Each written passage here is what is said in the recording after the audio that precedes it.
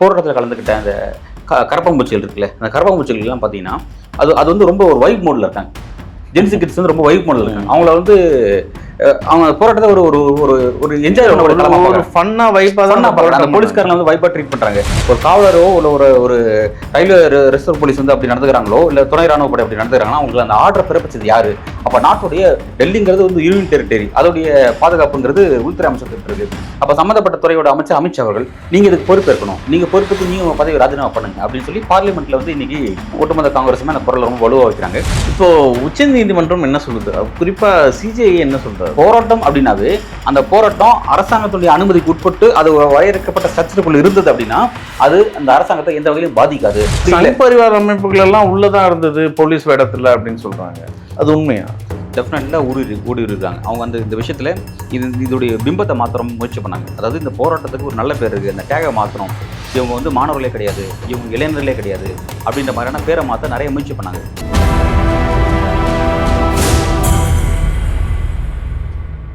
நியூஸ்மேட் நேயர்களுக்கு வணக்கம். இன்றைய நேர்காணலில் நம்மோடு இணைந்திருக்கிறார் ஊடகவியலாளர் திரு அன்பழகன் அவர்கள். வணக்கம். நம்ம ஜந்தர் மந்திரில் மாணவர்கள் நடந்த அந்த விபத்தை கிட்டத்தட்ட ரத்த காயங்களோட அந்த ரப்பர் குண்டுகளெல்லாம் தொலைச்சதெல்லாம் நம்ம காணொலியில் பார்த்தோம். ஆனால் இன்னைக்கு பாஜக அரசாங்கம் திட்டமிட்டு அந்த மாணவர்களை ஸ்க்ரீனிங் பண்ணுற இடத்துக்கு வந்திருக்காங்க. இன்னும் பல விஷயங்கள்லாம் கேள்விப்படுறோம். எப்படி பார்க்குறீங்க இந்த விஷயத்தை? ஆக்சுவலாக இதை பற்றி பேசுவோம். பட் இந்த விஷயத்தை நீங்கள் விபத்துன்னு சொல்லி சொன்னீங்க, அது தப்பான பார்வை. விபத்துனா தற்செயலாக நடக்கிறது, இது விபத்து கிடையாது, திட்டமிட்டு நடத்தப்பட்டது. ஸோ வந்து இது விபத்து இல்லை. போராட்டக்காரர்களை இப்படி தான் ஹேண்டில் பண்ணணும் அப்படின்னு சொல்லி மத்திய பாஜக அரசு ஒரு முடிவு பண்ணிட்டாங்க. அந்த முடிவு பண்ணி அவங்க அடித்தது அதை டீல் பண்ண அந்த விஷயத்தை வந்து விபத்துன்னு சொல்லக்கூடாது, திட்டமிட்டு நடத்தப்பட்ட ஒரு சதி அல்லது திட்டமிட்டு நடத்தப்பட்ட ஒரு வன்முறை அப்படின்னு நம்ம அதை வந்து டேர்ம் பண்ணலாம். இப்போ வந்து இந்த போராட்டத்தின் இப்போ விஷயம் நீங்கள் இப்போ சொன்ன மாதிரி ஸ்க்ரீனிங் ஆக்டிவிட்டிஸ் போயிட்டுருக்கு. அதாவது இந்த சப்ஜெக்ட் அப்படிங்கிறது மாணவர்களுடைய கோரிக்கை வெற்றி பெற்று விட்டது, மாணவர்கள் அங்கேருந்து கலைஞ்சு போயிட்டாங்க, ஓகே முடிஞ்சிச்சு. ஆனால் இப்போ மாணவர் தரப்பில் வந்து ஒரு கோரிக்கை வச்சுருக்காங்க. அது என்ன கோரிக்கை அப்படின்னா, இந்த போராட்டம் நடத்தும் போது இந்த போராட்டக்காரர்கள் மீது நீங்கள் வந்து பல வழக்குகள் தொடுத்துருக்கீங்க, பல இடத்துல எஃப்ஐஆர் பதிவு செய்யப்பட்டிருக்கு, அந்த எஃப்ஐஆர்லாம் வித்ட்ரா பண்ணணும், யார் மீதும் வழக்குகள் தொடுத்து சட்ட ரீதியாக எங்களை வந்து நீங்கள் தண்டிக்கக்கூடாது அப்படின்ற ஒரு விஷயத்தை கோரிக்கை வச்சுருக்காங்க. இந்த கோரிக்கை எழுத்துப்பூர்வமாக எங்களுக்கு கொடுங்கன்னு வேறு அவங்க கேட்டிருக்காங்க. ஸோ இந்த விஷயத்தை வித்ட்ரா பண்ணணும். இதில் என்னென்னா ஆல் ஓவர் இந்தியா முழுவதும் போராட்டம் நடந்துச்சு, இந்தியா முழுவதும் பல மாநிலங்கள் போராட்டம் நடந்துச்சு, பல இடங்களில் வழக்குகள் பதிவு செய்யப்பட்டிருக்கு. அதில் சில இடங்களில் வழக்குகள் சொன்ன மாதிரி வந்து வித்ட்ரா பண்ணியிருக்காங்க, சில இடங்களில் வித்ட்ரா பண்ணலை. அதுதான் பிரச்சனை. அந்த மாதிரி வந்து வழக்குகளை இன்னும் ஸ்டில்லாம் வச்சுட்டே இருக்காங்க அப்படிங்கிறது முக்கியமாக கவனிக்கத்தக்க விஷயம். ஒன்று. ரெண்டாவது, இந்த போராட்டக்காரர்களுக்கு ஆதரவாக நின்றவங்க, உணவு கொடுத்தவங்க, மருத்துவ வசதி செஞ்சவங்க, இந்த மாதிரி அவங்களுக்கு ஆதரவாக செய்யப்பட்டவங்க, அவங்க மீதும் நடவடிக்கை எடுக்கக்கூடிய விஷயம் ஒன்று போயிட்டுருக்கு. இதுவும் அவங்க எதிர்க்கிறாங்க. ரெண்டாவது, இந்த போராட்டத்தில் கலந்துக்கிட்ட இந்துக்கள் அல்லாத முஸ்லீம்களை டார்கெட் பண்ணுறாங்க அப்படிங்கிறது முக்கியமான ஒரு பிரச்சனை. இதை வந்து சிஜேபி நேற்றே சொல்லியிருந்தாங்க. ஸோ வழக்கம் போல் பாஜக அவங்களுடைய மதவாத அரசியல் எங்கே செய்கிறாங்க, இந்த போராட்டத்தில் யாரெல்லாம் முஸ்லீம் மாணவர்கள், முஸ்லீம் யங்ஸ்டர்ஸ் கலந்துக்கிட்டாங்க அப்படிங்கிறது விஷயம். இது முழுக்க மாணவர்களோட போராட்டம் கிடையாது. இது சிஜேபி, காக்ரோச் ஜனதா பார்ட்டிங்கிறது. அதில் வந்து யார் வேணாலும் எல்லாரும் கலந்துருக்கலாம். முக்கியமாக அவங்க என்ன சொல்கிறாங்க, அது வந்து இது வேலையற்ற இளைஞர்கள் அப்படிங்கிறத அவங்க சொல்கிறாங்க. ஸோ மாணவர்கள்ங்கிறது அடிப்படையில் மாணவர்கள் சார்ந்த பிரச்சனை, அடிப்படையில் இளைஞர்கள் சார்ந்த பிரச்சனை. ஸோ எல்லாருமே கலந்துருக்காங்கிற விஷயம். ஸோ வந்து இப்போ ஓவராலாக இந்த விஷயத்தில் இந்த 3 கோரிக்கை வைக்கிறாங்க. இவங்களாம் வந்து தண்டிக்கிறாங்க, எங்களை பழிவாங்க கூட்ட நடவடிக்கை இந்த அரசு செய்யுது, இது கைவிடணும் அப்படிங்கிற விஷயத்த சொல்கிறாங்க. இப்போ இந்த பிரச்சனை வந்து ஸ்டில்னா வந்து நீதிமன்றத்துக்கு வந்துருச்சு. உச்சநீதிமன்றத்தில் ஒரு வழக்கு இருக்குது, அதே போல் டெல்லி ஹைகோர்ட்லேயும் ஒரு கேஸ் போயிட்டுருக்கு அப்படிங்கிற பார்க்குறோம். இதை தாண்டி ஒவ்வொரு மாநிலத்திலையும் இது சார்ந்த வழக்கில் அந்த மாநிலத்தினுடைய நீதிமன்றத்துக்கு வந்திருக்கு அப்படிங்கிறது அங்கே ஒரு விஷயம் போயிட்டுருக்கு. ஸோ இப்படி தான் போயிட்டுருக்கு. இப்போ இன்னொரு விஷயம் என்னென்னா, குறிப்பாக நம்ம உத்தரப்பிரதேசனுடைய எதிர்க்கட்சி தலைவர் அகிலேஷ் யாதவ் ஒரு விஷயத்தை குறிப்பிட்டிருக்காரு. அவர் என்ன சொல்கிறாருன்னா, அந்த பிரக்யாஜ் பகுதிகளில் என்ன பண்ணுறாங்க அப்படின்னா, அந்த ஆழ்கடத்தல், இந்த மாதிரி போராட்டத்தில் ஈடுபட்டவங்க கடத்தக்கூடிய வெளிநபரை வச்சு கடத்தக்கூடிய ஆக்டிவிட்டிஸ் போயிட்டுருக்கு. அந்த மாதிரிலாம் இன்றைக்கி வந்து அதிர்ச்சலிக்கக்கூடிய ஒரு ஃபுட்டேஜஸ் வந்து சோஷியல் மீடியாவில் வைரலாகிட்டு இருக்கு. இந்த மாதிரிலாம் வந்து அங்கங்கே பண்ணிகிட்டு இருக்காங்க. சில பேர் டார்கெட் பண்ணி அவங்கள வந்து, அதாவது தடுப்பு காவலில் கொண்டு வர. தடுப்பு காவலுங்கிறது அது உண்மையிலே காவலர் தான் அதில் ஈடுபடுறாங்களா அல்லது அவங்க ஈடுபடுற காவலர்களே இல்லைங்கிறதுலாம் தெரியாது. ஸோ அந்த மாதிரியான விஷயங்கள்லாம் அதில் இருக்குது. மிஸ்ஸிங் பர்சன்ஸாக இருக்காங்க, அவங்களாம் வந்து இன்னும் வீட்டுக்கு வராத இருக்கவங்க, பல இடத்துல வந்து சரியான முறையாக அவங்க வந்து கிளம்பி வந்த இடத்துல இருந்து திரும்ப போய் சேராதவங்க இருக்காங்க. இந்த மாதிரிலாம் விஷயம்லாம் இருக்குது. ஸோ இதெல்லாம் வந்து இதில் ஒரு கம்ப்ளீட் டீட்டெயில் வந்து இதை பற்றின கம்ப்ளீட் டீட்டெயில்ஸ் வந்து சிஜேபி இருக்க கூட தெரியாது. ஏன்னா சிஜேபிங்கிறது ஒரு ஆர்கனைஸ்ட் பார்ட்டியே கிடையாது. அதாவது இந்த போராட்டம் எந்தெந்த இடத்துல நடந்துச்சு, அவங்களாம் யார் யார் போராட்டத்துக்கு வந்தாங்க, அதை பற்றின ரெக்கார்ட்ஸ் எதுவுமே அவங்கள்ட்ட இருக்குமான்னு தெரியாது. ஸோ வந்து இது உண்மையிலே இந்த போராட்டத்தை கலந்து தான் உள்ள சிறையில் இருக்காங்களா அப்படிங்கிறது அந்த சிஜேபி கூட தெரியாத கூட போகிறதுக்கான நிறைய வாய்ப்புகள் இருக்குது. அந்த மாதிரி தான் இது இருக்குது. அதே போல் நீங்கள் சொன்ன மாதிரி வந்து அந்த ஸ்க்ரீனிங் பண்ணுறது, அதாவது ஃபேஸ் ரெகக்னிஷன் டெக்னாலஜி யூஸ் பண்ணி அந்த யாரெல்லாம் வந்தாங்க அப்படிங்கிறத கண்டுபிடிச்சி அவங்கள வந்து பழிவாங்கூட நடவடிக்கைக்கு செய்கிறாங்க. இப்போ இதுக்காக தான் என்ன பண்ணாங்க, இப்போ 2 நாள் முன்னாடி உச்சநீதிமன்றத்தினுடைய சீனியர் கவுன்சில் நம்ம கபில் சிபலை வச்சுக்கிட்டு ஒரு ப்ரெஸ் மீட் கொடுத்துருந்தாங்க. ப்ரெஸ் மீட் கொடுத்துட்டு வந்து ஒரு சட்ட நிதியுதவி திட்டத்தை லான்ச் பண்ணியிருக்காங்க சிஜேபி. என்னன்னா இப்போ அதுக்கு ஒரு வெப்சைட் உருவாக்கியிருக்காங்க. அதே போல் வந்து ஃபண்ட் கலெக்ட் பண்ணுறாங்க இந்த விஷயத்துக்காக. நம்ம கபில் சிபல் வந்து 1 கோடி ரூபா டொனேஷன் கொடுத்துருக்காரு. ஸோ வந்து இந்தியா முழுவதும் வந்து வழக்கறிஞர்கள் எல்லாருமே இந்த வலைத்தளத்தில் வந்து நீங்கள் இணைஞ்சுக்கோங்க. இந்த வெப்சைட்டில் வந்து உங்களை இணைச்சிக்கிட்டு இந்த மாதிரியான விஷயங்களை, இந்த மாதிரியான மாணவர்கள், போராடிய மாணவர்கள், அந்த இளைஞர்களுக்கு எங்கெல்லாம் வந்து சட்ட உதவி தேவைப்படுதோ நீங்கள் வந்து ஹெல்ப் பண்ணுங்க வாங்க அப்படின்ற அளவில் வந்து அதை வந்து லான்ச் பண்ணியிருக்காங்க. அது ஒரு பக்கம் போயிட்டுருக்கு. இப்போ இதுதான் இப்போ அவங்களுக்கு முக்கியமான விஷயம். அவங்க சட்ட ரீதியாக யாரும் பாதிக்கப்படக்கூடாது. இதனால் வரையும் இந்த இடத்துல அவங்க வின் பண்ணிட்டாங்க. பல இழப்புகளை சந்திச்சாலும் வின் பண்ணிட்டாங்க.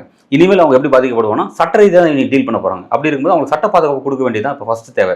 அதை தான் வந்து இப்போ அங்கே டெல்லியில் லான்ச் பண்ணியிருக்காங்க. அது ஒரு பக்கம் போயிட்டு இருக்கு. ஸோ அப்போ வந்து என்னன்னா, இவங்க கேட்ட கோரிக்கை எழுத்து வடிவமாக எனக்கு தெரிஞ்சு சென்ட்ரல் கவர்மெண்ட் கொடுத்த மாதிரி எனக்கு தெரியல ஒன்று. அதே போல் வெவ்வேறு வகையில் பழிவாங்கும் நடவடிக்கை போயிட்டு இருக்கு. நீ இன்னொரு விஷயத்த ஒன்று குறிப்பிட்டீங்க. இப்போ அதென்னா இதை நான் குறிப்பிடணும்னு நினைக்கிறேன். என்னன்னா, பீகாரில் வந்து இந்த போராட்டக்காரர்கள் மீது AK-47 துப்பாக்கியை பயன்படுத்திய அபிஷேக் குமார் அப்படிங்கிற ஒரு போலீஸ் ஒரு காவலர் அவர் வந்து இந்த மாதிரி தான் அந்த போராட்டக்காரர்களை டீல் பண்ணவே தெரியாமல் அந்த மாதிரி துப்பாக்கிலாம் பிரயோகிச்சார். அதுக்கெல்லாம் ஆர்டர் யார் கொடுத்ததுன்னு தெரியல. சம்மந்தப்பட்ட எஸ்பி என்ன பண்ணார், அவர் வேலையிலேருந்து நீக்கினா சஸ்பென்ஷன் பண்ணியிருக்காங்க. சஸ்பெண்ட் பண்ணிட்டு விசாரிச்சுட்டு இருக்காங்க அவர் அது என்ன விஷயம்னா, அங்கே அந்த ஒரு AK-47 பயன்படுத்தப்பட்டுச்சு. ஆனால் அன்ஃபார்ச்சுனேட்லி யாருக்கும் எதுவும் ஆகலை. பட் இன்னொரு இடத்துல துப்பாக்கி சூடு நடந்துச்சு. அங்கே ஒரு 3 பேர் பாதிக்கப்பட்டிருக்காங்க. சீரியஸாகவே இன்ஜுரிஸ் ஆகிருக்கு, பிளட் லாஸ் ஆகிருக்கு, பாதிக்கப்பட்டிருக்காங்க.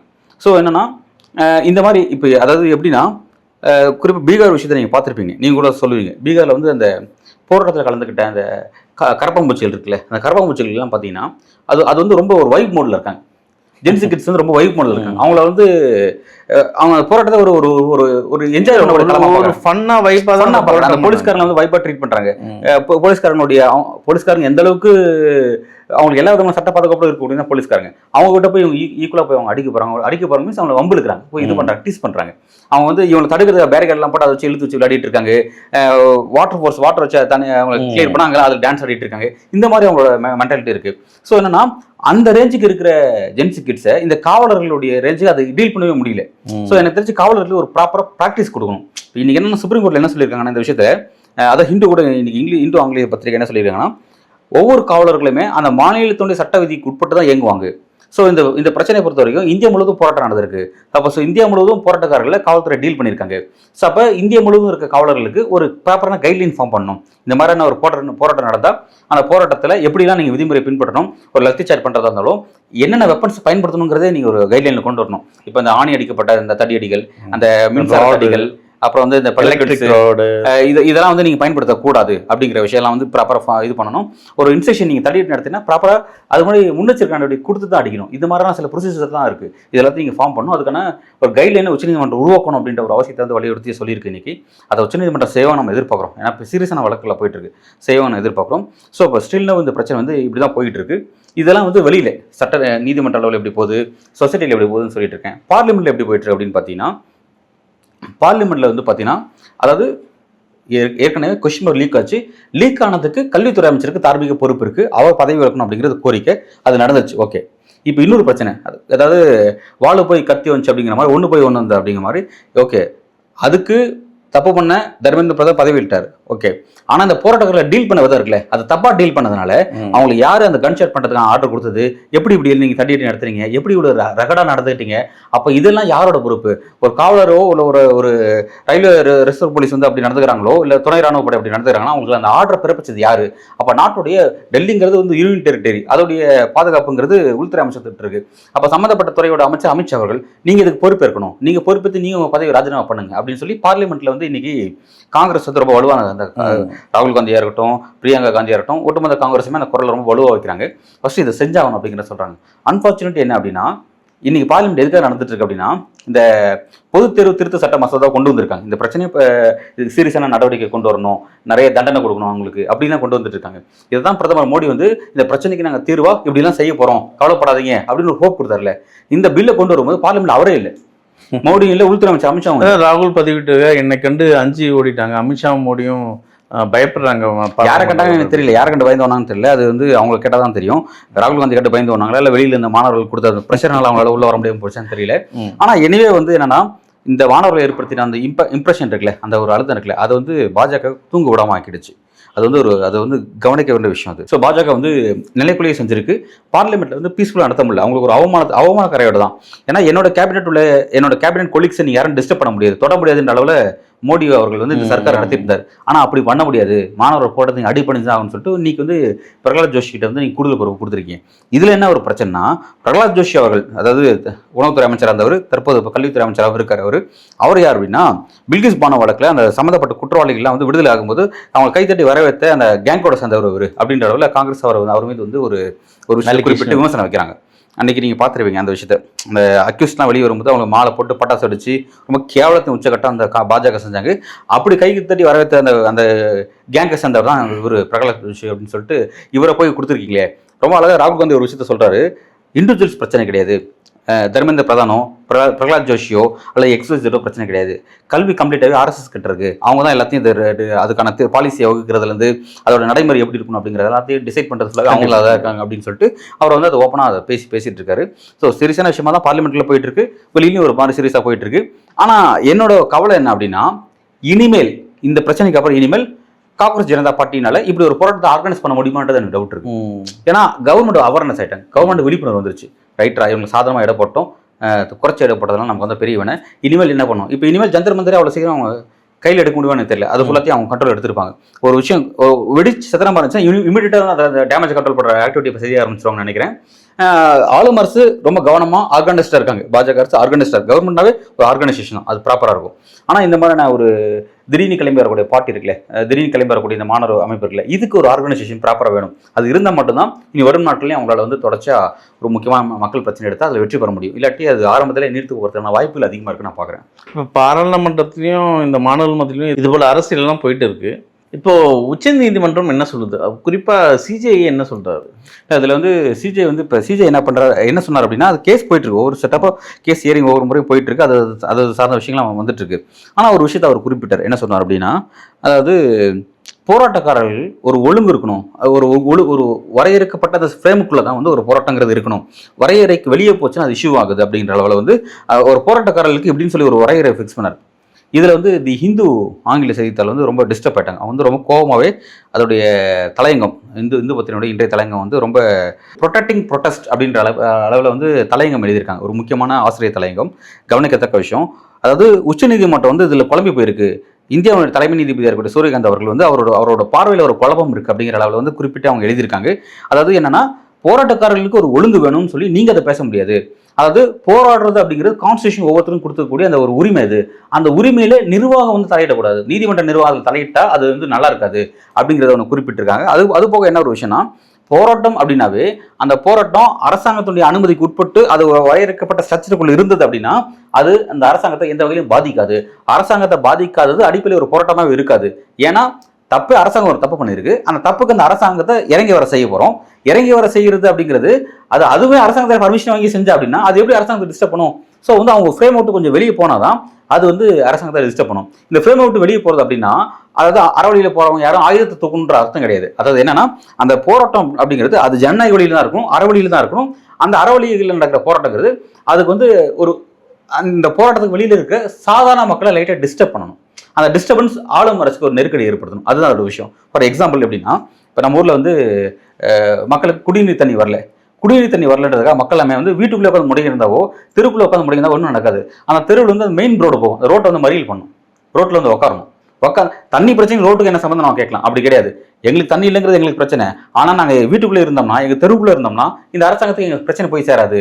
ஸோ எங்கள் பிரச்சனையை பெரிய அளவில் நாங்கள் செய்தியாக்கணும் அப்படின்னா ரோட்டை மறிச்சா அந்த ரோட்டில் போகிற வரவங்க பல தேவைகள் வழியே பல விஷயத்துக்காக போய் மருத்துவ செலவுக்காக போவாங்க, மருத்துவ தேவைக்காக பயணப்படுவாங்க, கூட்ஸ் எடுத்துகிட்டு போவாங்க, பல விஷயங்கள் டிரான்ஸ்போர்ட்டேஷன்ஸ்லாம் இருக்கும். அதை பாதிச்சா அது பெரிய நியூஸாக மாறும், அந்த டிஸ்ட்ரிக்ட் நியூஸாக மாறும், ஸ்டேட் நியூஸாக மாறும். அப்படி மாறும்போது அது ஆளும் அரசுக்கு ப்ரெஷர், உடனே தண்ணி பிரச்சனை நினைப்பா சரி பண்ணப்பா அப்படிம்பாங்க. இது வந்து ஒரு சிக்னல், ஆளும் அரசோட கம்யூனிகேட் பண்ணுறதுக்கான ஒரு சிக்னல் சாலை மறியல்ங்கிறது. அது வந்து ஒரு ஃப்ரேம் விட்டு வெளியே இருக்கும். கண்டிப்பாக கான்ஸ்டியூஷன் சாலை மறியல் செய்யும் சொல்லி எந்த கான்ஸ்டியூஷன் சொல்லலை, அது வந்து தப்புன்னு தான் சொல்லும். ஆனால் அந்த இடத்துக்கு போகிறது மூலமா அட்டென்ஷன் சீக்கிங் பண்ணுறதுக்கு எங்களுக்கு தலைவோர பிரச்சனை இருக்குது, கொஞ்சம் கவனம் செலுத்துங்க அப்படிங்கிறது அது மொழி. அது இதை தான் இவங்க சொல்கிறாங்க. ஹிந்துவில் வந்து அதான் மென்ஷன் பண்ணி பேசுகிறாங்க. ஆளும் அரசுக்கு ஒரு அழுத்தத்தை ஏற்படுத்தணும், ஒரு அசௌகரியத்தை ஏற்படுத்தணும் அப்படின்னா அது கொஞ்சம் ஃப்ரேம் விட்டு வெளியே போக தான் செய்யும். இதனால என்னோட விஷயம் நான் என்ன சொல்கிறேன்னா, அப்படி வெளியே போகிறது நான் என்கரேஜ் பண்ணல. வெளியில போங்க, அது உங்களுக்கு கான்ஸ்டியூஷன் உங்களுக்கு கொடுத்துருக்க உரிமை, நான் அதை பற்றி நான் பேசல. இது என்னன்னா நீதிமன்றத்தோட பார்வை என்னன்னா, அப்படி வெளியே போய் நடத்துறது இருக்கு பார்த்தீங்களா, உங்க பிரச்சனைக்காக சாதாரண மக்களுக்கு நீங்க ஒரு இடையூறு ஏற்படுத்துறதுங்கிறது அது சாதாரண மக்கள் வந்து நீங்க திணிக்கக்கூடிய வன்முறை அப்படின்னு நீதிமன்றம் பார்க்குது. இது பேர் வன்முறை கிடையாது, இது பேர் ஜஸ்ட் இடையூறு, வன்முறை அது கிடையாது அப்படிங்கிற அந்த கிளாரிபிகேஷனை கொடுத்து ரொம்ப அழகா சொன்னாங்க. இப்படி பண்ணா மட்டும்தான் அந்த அந்த ஒரு ப்ரெஷர் வந்து ஆளும் அரசுக்கு வரும். அதோட அவசியத்தை வந்து நம்ம அனுமதிக்கணும். இன்னொரு விஷயம் என்னன்னா, போராடக்கூடிய ஒரு குழுக்கள் இருக்காங்க, ஒரு மாணவர்களோ. இப்போ இந்த பிரச்சனை இல்லை, போராடுறது ஒரு 1000 பேரோ இல்லை 50,000 பேரோ 1,00,000 பேரோ தான் போராடுவாங்க. ஆனால் அந்த போராட்டத்தோட கோரிக்கையை வச்சுக்கிட்டு பல மக்கள் வீட்டுக்குள்ளே இருப்பாங்க. அவங்களும் அந்த போராட்டத்தோட ஆதரவாளர்கள் தான். விகிதாச்சார அடிப்படையில் அந்த கணக்கு நம்ம போட்டு பார்க்கணும். இதெல்லாம் பாதிக்கப்படக்கூடியவங்க அந்த சாலையில் போற வரவங்க பாதிக்கப்படுவாங்க. ஆனால் இந்த சாலையில் போக வராமல் இந்த போராட்டத்தில் பங்கெடுக்காம வெளியில் இருப்பாங்க. அவங்க பல ஊரில் இந்தியா ஃபுல்லாக வாழ்வாங்க. இப்போ அவங்களெல்லாம் நீங்கள் எடுத்தீங்கன்னா இதோட ஸ்ட்ரென்த், இதோட வால்யூம் அளவு வந்து பெருசாக இருக்கும். ஸோ அதன் அடிப்படையில் அந்த விஷயத்தெல்லாம் நம்ம பார்க்கணும். அப்படின்றதால ஒரு விகிதாச்சார அடிப்படையில் அதை நம்ம அணுகணும் அப்படிங்கிறத குறிப்பிட்டிருக்காங்க. அது ரொம்ப வரவேற்கத்தக்க. தலைமை நீதிபதி அவர் பேசும்போது ஒரு குழப்பத்துல தான் பேசியிருக்காருன்னு எடுத்துக்கலாம். ஆமாம், அவர் அந்த பர்டிகுலர் விஷயத்த அவங்களுக்கு ஒரு போராட்டம் இப்படிதான் இருக்கும்னு சொல்லி ஃபிக்ஸ் பண்றதே அது அந்த ஒரு தப்பு அப்படிங்கிறத சுட்டி காட்டுறோம். அப்படி நம்ம பேசுறதே அவங்களோட உரிமையில நம்ம தலையிற மாதிரி இருக்கும் அப்படிங்கிறத சுட்டி காட்டி. இப்போ ஒட்டுமொத்தமா பாஜக அரசாங்கம் காக்ரோச் ஜனதா பார்ட்டி மீதும் அதில் பங்கு பெற்ற மாணவர்கள் மீதும் ஒரு பழிவாங்கும் படலத்தை ஆரம்பிச்சிருக்குன்னு எடுத்துக்கலாமா? அதான் சொன்னேன், ஆல்ரெடி பழிவாங்கும் படலம் பண்ணிட்டு இருக்காங்க. குறிப்பாக அந்த ஃபேஸ் ரெகக்னேஷன் டெக்னாலஜி யூஸ் பண்ணுறதுங்கிறது ஒரு தவறான நடவடிக்கை தான். இப்போ ஃபேஸ் ரெகக்னேஷன் டெக்னாலஜி வந்து ஆளும் அரசுக்கிட்ட அவங்ககிட்ட அந்த ஃபெசிலிட்டி இருக்கிறதுனால யூஸ் பண்ணுறாங்க. ஸோ அதே ஃபெசிலிட்டியே அந்த சிஜேபி கிட்ட கொடுத்தீங்கன்னா, சிஜேபி ஒரு மனுதாரர், அவங்ககிட்ட கொடுத்தீங்கன்னா இந்த போராட்டத்தில் காவலர்கள் அல்லாதவங்களை யாரெல்லாம் உள்ள வந்தாங்கன்னு சொல்லி அவங்க கண்டுபிடிச்சு பிரைவேட் போலீஸ்னு இருந்தாங்க. பிரைவேட் போலீஸ் இந்தியாவில் கான்ஸ்டியூஷன் அடிப்படை அப்படி கிடையாது.